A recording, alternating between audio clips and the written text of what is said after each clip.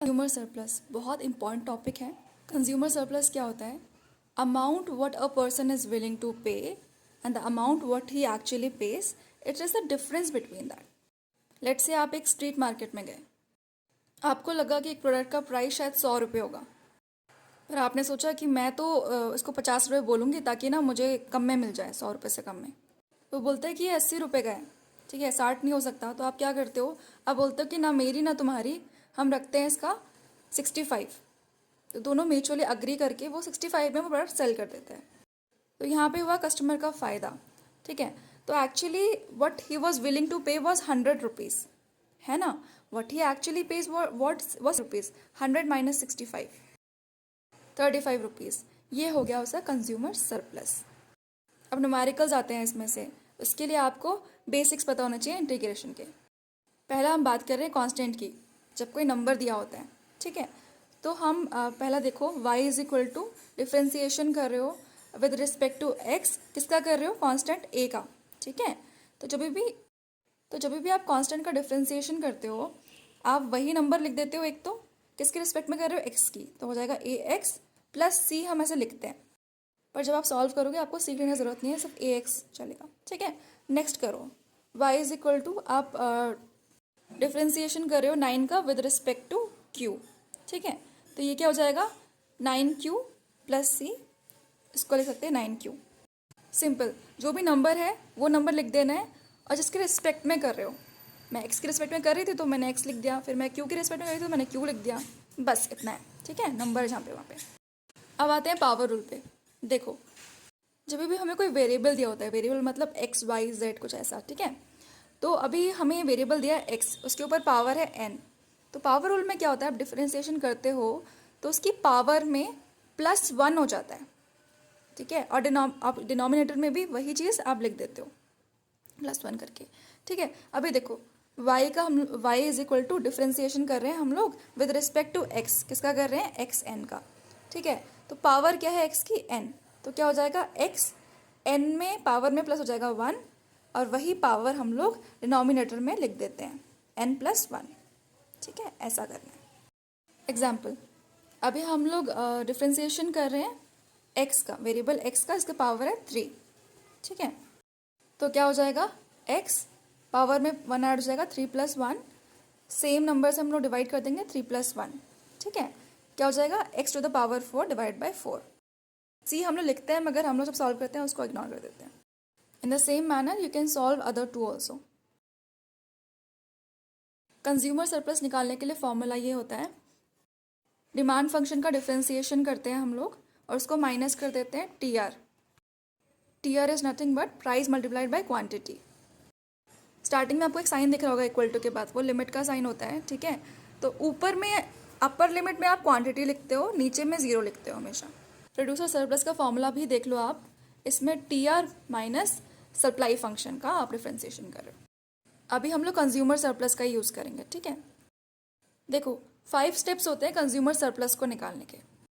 Step 1 में आप देखते हो कि जो डिमांड फंक्शन है वो P के रिस्पेक्ट में है कि नहीं, मतलब कि P इक्वल टू से पहले होना चाहिए। जैसे P is equal to 35 minus 2Q, इस तरह से, है ना। इफ़ इन केस अगर Q पहले है, Q is equal to 35 minus 2P, इस तरह से है ना, तो आपने उसको चेंज करना है, P आना चाहिए इक्वल टू से पहले आपके लेफ्ट हैंड साइड पे, ठीक है। फर्स्ट स्टेप में हमेशा ये चेक करते हैं P के रिस्पेक्ट में है कि नहीं है, नहीं है तो कन्वर्ट करते हैं, ठीक है। अब नेक्स्ट स्टेप में क्या करना है, अगर तो आपको प्राइस दिया है तो क्वांटिटी निकाल लो डिमांड फंक्शन में डाल के, अगर तो आपको क्वांटिटी दिया है तो प्राइस निकाल लो, ठीक है। थर्ड स्टेप में फिर क्या करते हो? आप टोटल रेवेन्यू निकालते हो, that is price multiplied by quantity. आपका प्राइस भी निकल गया था, क्वांटिटी भी है, तो आप मल्टीप्लाई कर दो दोनों को, आपका टोटल रेवेन्यू निकल जाएगा। थर्ड स्टेप हो गया।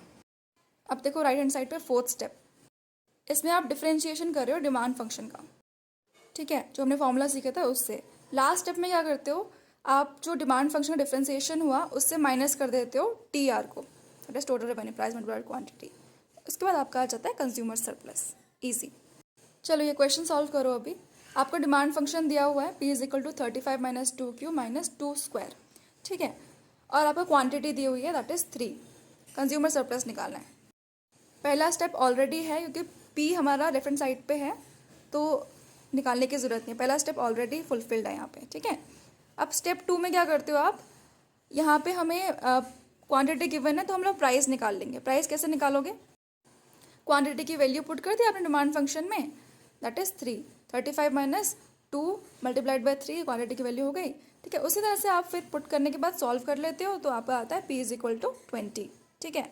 अब आप थर्ड स्टेप में आते हो, टोटल रेवेन्यू निकाल रहे हो, price multiplied by quantity, price 20 आ गया, क्वांटिटी 3 है, टोटल रेवेन्यू निकल गया 60, वेरी इजी, 3 स्टेप हो गए। अब फोर्थ स्टेप में आप डिफ्रेंसिएशन करते हो डिमांड फंक्शन का, जो आपको रूल्स दिखाए थे उससे सॉल्व होगा। तो पहला आप देखो, आपने लिमिट का साइन लगाया, ठीक है, इक्वल टू के बाद ऊपर क्या आती है क्वांटिटी, क्वांटिटी क्या आती है हमारी 3, नीचे हमने लिख दिया 0, 35 क्या है कांस्टेंट है, नंबर है ना, तो नंबर जब होता है जिसके रिस्पेक्ट में करते हो वो उसके पीछे लग जाता है, 35 है क्योंकि रिस्पेक्ट में हो रहा है डिफ्रेंसिएशन, तो 35 क्यू हो गया नेक्स्ट स्टेप में, है ना। वैसे ही आपका -2 क्यू है, क्यू वेरिएबल है, ठीक है, वेरिएबल के ऊपर कुछ नहीं दिख रहा है तो भी पावर होती है 1, तो 1 + 1 क्या होगा 2, उसी को हम लोग डिवाइड कर देंगे, सेम 1 + 1, ठीक है, आपने सेकंड स्टेप देख लिया। अब थर्ड, अब ये क्यू स्क्वायर है, पावर है 2, वेरिएबल है, वेरिएबल के ऊपर 2 पावर है, तो हम इसमें प्लस कर देंगे 1, ठीक है, और डिवाइड भी कर देंगे सेम 2 + 1 से, ठीक है। इतना सिंपल है, सेकेंड स्टेप में आ गया आपका सब कुछ। अब थर्ड स्टेप में क्या है, जहाँ से 2 कट रहा है तो आपने 2 से 2 काट दिया। इतना सॉल्व होने के बाद हमारे पास बचता है 35Q minus Q square minus Q cube divide by 3। इसके बाद आती है लिमिट की बारी, लिमिट का रोल स्टार्ट होता है अभी, ठीक है। तो आपकी अपर लिमिट पुट कर दोगे आप क्यू की जगह, क्योंकि क्वांटिटी का है ना, तो क्वांटिटी की जगह आपने अपर लिमिट पुट कर दी 3, लोअर लिमिट है 0, तो आप क्वांटिटी का अपर लिमिट पुट कर रहे हो 35 minus 3, 35 multiplied by 3 minus 2 multiplied by 3 square divide by 2, ऐसे आप पुट कर दोगे 3 हर जगह, जहाँ पे क्यू है वहाँ पे आपने 3 पुट कर दिया, ठीक है। अब क्या है, आपने हर जगह पुट कर दिया, ये हो गया अपर लिमिट। अब लोअर लिमिट पुट करते हैं, उसके बाद सेम पूरा चीज़ में ना आप 0 पुट करोगे, जैसे इसके बाद क्या करोगे -35 क्यू की जगह लिखा 0, -2 क्यू की जगह फिर लिखा 0। अब देखो यहाँ पे क्यू है 35 को आप 0 से मल्टीप्लाई करोगे 0 हो जाएगा, आगे भी पूरा 0 0 है तो पूरा 0 ही हो जाएगा, तो आप डायरेक्टली -0 लिख सकते हो। हमेशा जहाँ पे 0 लोअर लिमिट है ना तो वो 0 ही हो जाएगा पूरा सेकंड पार्ट, ठीक है। तो अभी आप इसको सॉल्व करते हो अपर लिमिट को, तो उसका पूरा आता है 105 minus 18 divide by 2 minus 27 divide by 3 -0, ठीक है। अब इसको सॉल्व करते हो तो आपका आता है 87। ये हो गया डिफ्रेंसिएशन डिमांड फंक्शन का, बहुत ईजी है। अब आपने फिफ्थ स्टेप में क्या करना है, लास्ट स्टेप में यहाँ पे आपने डिमांड फंक्शन को माइनस कर देना टीआर से। डिमांड फंक्शन क्या आया था 87, टीआर निकाला था हमने थर्ड स्टेप में 60, तो हमारा कंज्यूमर सरप्लस आ गया 27। अब आप ग्राफिकल फॉर्मेट में समझो कंज्यूमर सरप्लस होता है क्या है, ठीक है। The area below the demand curve and above the price, ये डिमांड कर्व दिख रहा है आपको ए बी, उससे नीचे का एरिया, अब प्राइस से ऊपर का एरिया। प्राइस वाला लाइन क्या है, ये दिख रहा है ना आपको, ये पी जो गया है रेड लाइन के एकदम नीचे, वो है आपका प्राइस वाला एरिया, ठीक है। तो ये हो गया कंज्यूमर सरप्लस, जो मैंने रेड लाइन लगाई हुई है पूरा, ये ए और एक्जैक्टली क्या है ए पी एंड P1, हाँ, तो ये चीज़ हो गया आपके कंज्यूमर सरप्लस, ठीक है। एग्जाम में कई बार ग्राफ में पूछ लेता है कि कंज्यूमर सरप्लस बताओ। अब देखो ये वाला लिमिट की बात कर रहे हैं, लिमिट क्यों लगाते हैं, कैसे करते हैं। देखो ये तो हो गया आपका consumer surplus A P P1, ठीक है। उसके बाद ये आया कैसे, देखो पहले आप ये देखो नीचे जो मैं दिखा रही हूँ आपको, ये हो गया वाई एक्सेस पे आपका प्राइस है, एक्स एक्सेस क्वांटिटी है, ठीक है। P1 से O तक प्राइस हो गया, O से Q तक ये हो गया क्वांटिटी, तो ये है हमारा टोटल रेवेन्यू। हम लोग क्या करते हैं एंड में टोटल रेवेन्यू माइनस कर देते हैं ना, तो ये एरिया हम माइनस कर रहे हैं, समझ रहे हो ना, ऊपर वाला कंज्यूमर सरप्लस है, नीचे वाला एरिया माइनस करना है ना, तो हम लोग इसलिए हम लोग टोटल रेवेन्यू को माइनस करते हैं लास्ट स्टेप में। तो डिमांड फंक्शन में हमारा पूरा कवर हो जाता है AOQP, इसलिए, ठीक है। अब लिमिट की बात आती है, तो यहाँ पे देखो आपका जो क्वांटिटी है ये तो कितना भी हो सकता है आगे, मगर आपने जब पुट कर दिया स्पेसिफिक इतना है, क्वेश्चन में जो दिया है, तो आपका ना वो एरिया डिफाइन हो जाता है, तो एग्जैक्टली आपको आंसर मिलता है। तो आप इसको सॉल्व करो। दिसंबर 2018 में आया था ये क्वेश्चन, डिमांड फंक्शन दिया हुआ है पी के रिस्पेक्ट में, P is equal to 27 minus 3x minus x square. Quantity दिया हुआ है, क्वांटिटी ज़रूरी नहीं है क्यू से दिया जाए, कभी एक्स होगा कभी डी होगा ऐसा, ठीक है। प्राइस निकालना है आपको और कंज्यूमर सरप्लस निकालना है। तो फर्स्ट स्टेप तो ऑलरेडी फुलफिल्ड है, पी हमारा लेफ्ट हैंड साइड पे है। सेकंड स्टेप में क्या करते हैं, पी गिवन है तो क्यू निकालो, क्यू गिवन है तो पी निकाल लो। यहाँ पे हमें पी निकालना है, तो हम लोगों ने वैल्यू पुट किया हमारा क्वांटिटी का, एक्स का वैल्यू पुट करके पी आ गया हमारा 9, ठीक है। थर्ड स्टेप में क्या करते हो, टोटल रेवेन्यू निकालते हो, पी मल्टीप्लाइड बाय क्यू, वो निकाल लिया, 9 3 जा 27। Fourth step demand function, demand function का डिफ्रेंसिएशन। तो हमारा डिमांड फंक्शन आप लिख दीजिए, उससे पहले आप डिफ्रेंसिएशन का ये बना के अपना साइन बना के क्वांटिटी डाल दो, ऊपर 3 नीचे लोअर लिमिट 0, ठीक है। अब इसे सॉल्व करेंगे। 27 सिर्फ एक नंबर दिया है, किसके रिस्पेक्ट में, एक्स के रिस्पेक्ट में, नंबर के साथ हमारा जिसके रिस्पेक्ट में होता है वो लग जाता है। 27 एक्स हो गया। नेक्स्ट वेरिएबल, एक्स वेरिएबल है, इसकी पावर नहीं दिख रही है तो भी 1 होती है, 1 + 1 डिवाइड बाई 1 + 1 है ना, क्या हो जाएगा 3x² डिवाइड बाई 2। फिर दिख रहा है वेरिएबल एक्स की पावर 2 + 1 3, 2 + 3, तो 2 + 1 3 डिवाइड कर दोगे आप उसको सेम उससे, ठीक है। तो ये हो गया। फिर आपने लिमिट जो दी है, लिमिट को हम पीछे ऐसे पुट कर देते हैं ब्रैकेट के बाद, 3 नीचे आपका 0 हो गया, ठीक है।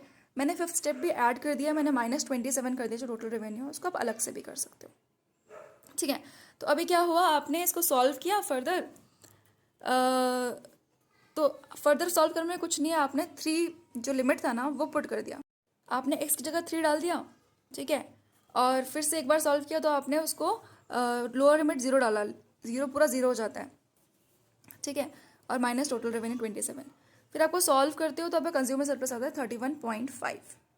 अब देखो सेकंड क्वेश्चन, डिमांड फंक्शन दिया है आपको पी के रेस्पेक्ट में, फर्स्ट स्टेप ऑलरेडी हो चुका है, और हमें प्राइस निकालना पड़ेगा। क्वांटिटी गिवन है 2, एक्स की जैसे दिया है मगर क्वांटिटी ही है वो, आपको एक जगह प्राइस नहीं है तो क्वांटिटी है दूसरा, ठीक है। तो अभी क्या करोगे, फर्स्ट स्टेप हो चुका है, पी के रिस्पेक्ट में है ऑलरेडी। सेकंड स्टेप में हम लोग प्राइस निकाल लेंगे।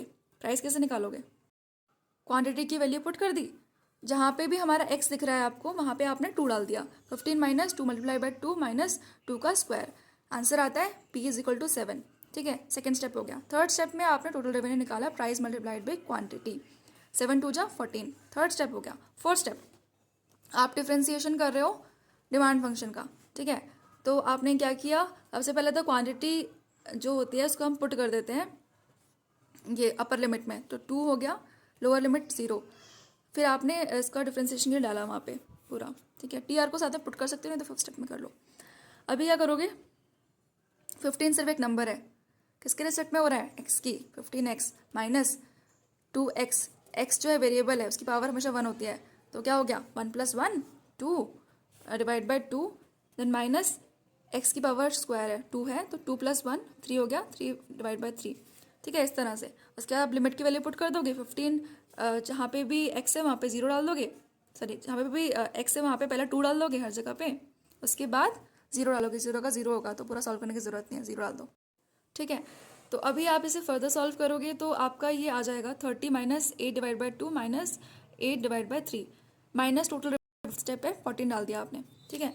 फिर आप इसे फर्दर सॉल्व कर रहे हो तो आपका एंड में आ जाएगा कंज्यूमर सरप्लस 9.33। मैंने फोर्थ और फिफ्थ स्टेप को मर्ज कर दिया है, आप अलग से भी कर सकते हो, स्टार्टिंग में कंफ्यूज मत होना, अलग से करना, ठीक है। अब देखो लास्ट क्वेश्चन, ट्विस्ट है यहाँ पर, ठीक है। आपको डिमांड फंक्शन दिया है मगर ध्यान रखना यहाँ पे डी पहले दिया हुआ है, डी = 10 - 2p। हमेशा फर्स्ट स्टेप में क्या बोलते हैं हम लोग कि p हमेशा लेफ्ट हैंड साइड में होना चाहिए, है ना। तो अभी आपका फर्स्ट स्टेप यहाँ पे करना पड़ेगा, हमेशा हम लोगों ने नहीं किया, इस बार करोगे। तो आपने ना p को एक साइड में ले लेना है और बाकी पूरा सॉल्व करके आपने बाकी को दूसरी साइड में कर देना, राइट हैंड साइड पे, ठीक है। तो क्या हो जाएगा, हम लोग इधर ले आए लेफ्ट हैंड साइड पे, d - 10 = -2p, ठीक है। उसको फिर हम लोगों ने चेंज कर दिया, तो फिर p = 10 - d/2, एंड में आ गया p = 5 - d/2। ये हो गया हमारा डिमांड फंक्शन अभी फर्स्ट स्टेप, ठीक है। सेकेंड स्टेप, हमें यहाँ पे प्राइस दिया हुआ है, हम लोग यहाँ पे क्वांटिटी निकालेंगे। क्वांटिटी को यहाँ पे डी से डिनोट किया, कंफ्यूज नहीं होना है, डी क्वांटिटी ही है यहाँ पे, ठीक है। तो आपने क्या किया, आपने जो स्टार्टिंग में आपको इक्वेशन दिया ना, D is equal to 10 minus 2p, directly D के लिए दिया हुआ है, तो हम लोग क्यों पूरा सॉल्व करेंगे। तो हमने वही इक्वेशन उठा के उसको हम लोगों ने वहाँ पे यहाँ का प्राइस क्या है 2 पुट कर दिया, तो हमारा आ गया क्वान्टिटी 6। ठीक है। स्टेप 3, टोटल रेवेन्यू निकालोगे, प्राइस मल्टीप्लाई क्वांटिटी, प्राइस हमारा है 2, क्वांटिटी निकाली थी 6, तो हो गया टोटल रेवेन्यू 12।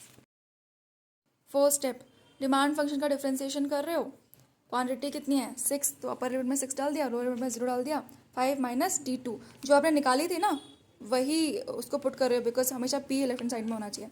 ठीक है, तो आपने यहाँ पे कर दिया। अब 5 जो है सिर्फ एक कांस्टेंट है, तो यहाँ पे किसकी रिस्पेक्ट में D की, तो 5D कर देंगे। अब वेरिएबल D जो है उसका पावर 1 होता ही है, तो 1 में प्लस किया 1, तो 2 हो गया, डिवाइड बाई 2, 2 ऑलरेडी पहले है तो उसमें मल्टीप्लाई करोगे जो दूसरा आया। ठीक है, दूसरा पर 2 आया उसको मल्टीप्लाई कर दिया। उसके बाद में लिमिट पुट कर दी, डी जहाँ पे वहाँ पे 6 डाल दिया, उसके बाद 0 ही आता है तो आपने इतना कर दिया। उसके बाद आपका सॉल्व करने के बाद आएगा 21। ठीक है, अब आते हैं 5th स्टेप पे। 5th स्टेप में क्या कर रहे हो आप, आपका जो डिमांड फंक्शन का आया था है ना डिफ्रेंसिएशन, उसमें से आप माइनस कर रहे हो टोटल रेवेन्यू को। टोटल रेवेन्यू 12 था, 21 माइनस 12, ये हो गया आपका consumer surplus, that is equal to 9। ठीक है,